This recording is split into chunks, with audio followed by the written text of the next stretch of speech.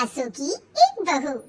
बलविंदर की पहली बीवी को बच्चा ना होने के कारण वो दूसरी शादी करता है, लेकिन जब दूसरी शादी से भी बच्चा नहीं होता तो वो तीसरी शादी करता है, और तीसरी शादी करने के बाद भी जब उसे संतान का सुख प्राप्त नहीं होता तो वो डॉक्टर को दिखाता है।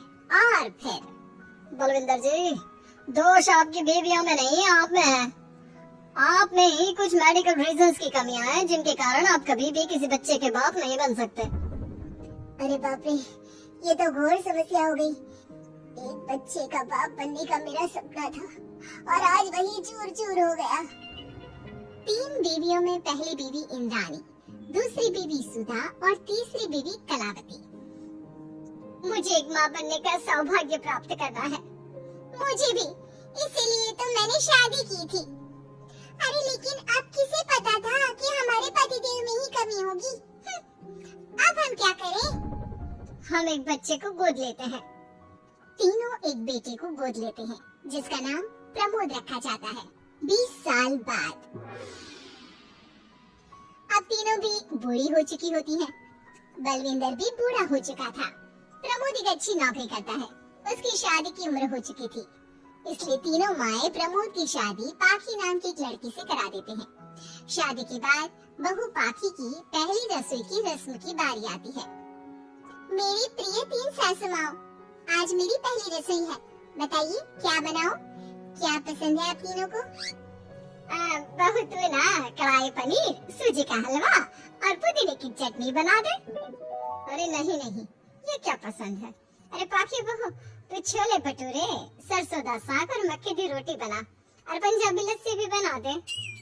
ओफो, सच में मेरी सातन हो, खाने के मामले में तुम्हारा टेस्ट और चॉइस दोनों भी बकवास है। बहू, नॉर्मल सिंपल सात्विक भोजन बना दो और हलवा पूरी खीर का भोग चढ़ा दो भगवान को मंदिर में। अरे कैसे तुम दोनों अपनी मनमानी कर रही हो? मैं तुम दोनों से पहले आई थी बलविंदर जी के जीवन में, और तुम दोनों से उम्र में भी मैं बड़ी हूँ। इसका मतलब मैं पाखी बहू की बड़ी सास हुई? नहीं, उम्र बस एक अंक होती है। मैंने सबसे ज्यादा देखभाल की है प्रमोद की, इसलिए मैं एक सास होने का ज्यादा हक रखती हूँ। पाखी बहू, तुझे मेरी बात माननी होगी। नहीं, तू मेरी बात मानेगी। जो मैंने कहा है वही तू करेगी। नहीं, मेरी बात मानेगी वो, नहीं मेरी। तीनों सास आपस में चिल्लाने लगती हैं और फिर वहाँ पर बलविंदर और प्रमोद आ जाते हैं। अरे ये क्या बिल्लियों की तरह लड़ रही हो तुम तीनों सास? पाखी बहू को घर में आए पूरे 24 घंटे भी नहीं बीते हैं। पाखी, तुम एक काम करो, तीनों माओं की कही गई डिशेस में से हर एक की 50-50% डिशेस बना दो। लेकिन बस, अब प्रमोद ने कह दिया सो कह दिया। तुम तीनों अब झगड़ना और बहस करना बंद कर दो। पाखी तीनों सासों की कही गई आधी डिशेस बनाती है और इस तरह अपनी पहली रसोई की रस्म पूरी करती है, जिसके बाद उसकी तीनों सास उसे शगुन और नेक देती हैं। फिर एक दिन, अरे पाखी बहू, तुमने अपना सारा काम निपटा लिया है ना? तो जरा यहाँ आना। मेरे ना घुटनों की मांसपेशियों में बड़ा दर्द हो रहा है, जरा तेल या बाम से मालिश तो कर दे बेटा। तभी वहाँ पर इंद्राणी और कलावती भी आते हैं। पाखी बहू, चलो मेरे साथ बाजार, मुझे ना नई साड़ियाँ खरीदने हैं। तुम्हारी फैशन सेंस बहुत अच्छी है ना, इसलिए मैं चाहती हूँ कि तुम मेरे साथ चलो। अरे पर मैं यहाँ पे पहले आई, तुम्हारे साथ ही सही, लेकिन मेरी स्पीड सबसे तेज थी। पाखी बहू, मेरे कमरे की अलमारी और पर्दे साफ कर दो ना, बहुत धूल जम गई है। मुझे खांसी भी आ रही है। अरे ऐसे कैसे तुम दोनों मेरी बहू को अपने साथ ले जा सकती हो? सबसे पहले मैंने बहू को कहा है कि वो मेरे घुटनों की मालिश कर दे। अब जाओ, 1 घंटे के बाद अपनी ये फीकी शक्लें लेकर फिर से आना। सुधा मैडम, ज्यादा ना बोलो। पाखी बहू को तुम दोनों से ज्यादा नेक दिया है मैंने, इसलिए पाखी बहू तो मेरा ही काम करेगी। और वैसे भी ये सुशील सर्वगुण संपन्न बहू अपनी इस बेचारी बूढ़ी सास को खांसते हुए कैसे देख सकती है? क्यों पाखी बहू? हाँ पर नहीं पाखी बहू, तुम इन दोनों की भावनाओं के जाल में मत फंसो और रही बात शगुन और नेक की, तो रिश्तों को प्यार के भाव से तोला जाता है, ना कि पैसों के भाव से। मतलब ही कहीं की।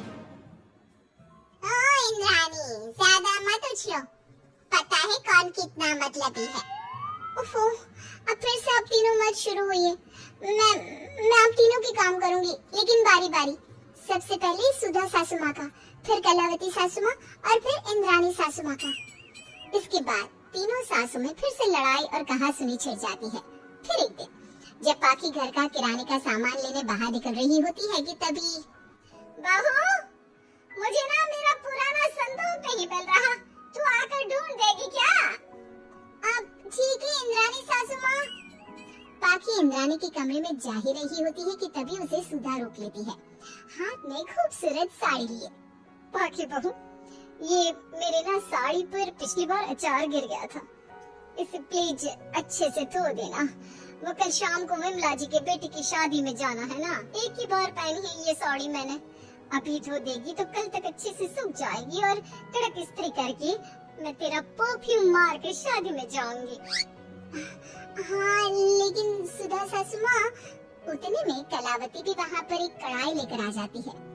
पाखी बहू, ये मैंने कल रात को मेहंदी भिगोई थी लोहे की कढ़ाई में, मेरे बालों में लगा देना बिटिया, तो तुम मेरी प्यारी बहू है ना? इंद्राणी वहाँ आ जाती है और तीनों सास फिर से एक दूसरे को गुस्से आंखों से देखती है और फिर से आपस में लड़ना शुरू कर देती है। तुम अपने आप को समझती क्या हो? खरीद लिया है क्या मेरी बहू को? ये मेरी बहू है। तुम मेरी पड़ोसन है क्या? ये मेरी भी बहू है और मेरा भी इस पर उतना ही हक है जितना कि तुम्हारा। तुमने खरीद नहीं लिया है ना, तो ये मेरी है, सिर्फ मेरी, इकलौती बहू मेरी पाखी, मेरा ही काम करेगी। क्यों पाखी? नहीं नहीं, ये मेरा काम करेगी। पहले मैंने आवाज लगाई थी। तुम दोनों तो ऐसी बहू पाने के लायक भी नहीं हो। हट जाओ तुम दोनों और खुले मैदान में जाकर एक दूसरे से लड़ो और नोचो एक दूसरे को। लेकिन पाखी बहू तो सिर्फ मेरी ही सुनेगी और मेरे ही आदेशों का पालन भी करेगी। तीनों सासों के बढ़ते झगड़े को देख पाखी अपना आपा खो देती है और जोर से चिल्ला पड़ती है, बस बहुत हुई आप तीनों की तू मैं। अरे रोज ना ड्रामा लगाती रहती हो, 50 साल की बूढ़ी औरतें हो गई हो, फिर भी बच्चों की तरह लड़ती रहती हो। अब बस बहुत हुआ, अब तो मैं आप तीनों में से किसी की भी बात नहीं सुनूंगी और मैं जा रही हूँ ये घर छोड़ के। अब मुझ में और सहन शक्ति नहीं बची, मैं चली। अब लड़ो झगड़ो, एक दूसरे को मारो पीटो नोचो, जो करना है करो। पाखी अपना सूटकेस लेकर घर से बाहर निकलने लगती है। तभी तीनों सास बेहद घबरा जाती हैं और भावुक होकर पाखी से विनती करने लगती है, पाखी बहू, हमें छोड़कर मत जाओ ऐसे। अरे हम तुम्हारे बिना मर जाएंगे। इतने कम समय में ही तुम हम सबकी जीने की वजह बन चुकी हो। माफ कर दो हमें बेटा। हाँ पाखी बहू, हम आइंदा से कभी नहीं लड़ेंगे और हंसी खुशी मिलकर बात करते रहेंगे, वादा करते हैं। हाँ बहू, लेकिन तू मत जा प्लीज, ये घर तेरे बिना सुना सुना हो जाएगा। हम तीनों सासों की एक ही तो बहू है, लेकिन हम अपनी एक बहू को बेटी की तरह प्यार देंगे, उसके साथ सहेलियों की तरह रहेंगे। लड़ाई झगड़ा सब कुछ छोड़ देंगे बेटा, लेकिन तू छोड़ के मत जा। अपनी तीनों सासों को भावुक देखकर पाखी की भी आंखें भर आती है और वो उन तीनों को माफ कर देती है, उनके गले लग जाती है। इसके बाद तीनों सास अपनी एक बहू संग खुशी से मिलजुल कर रहती है और आपस में जरा भी लड़ाई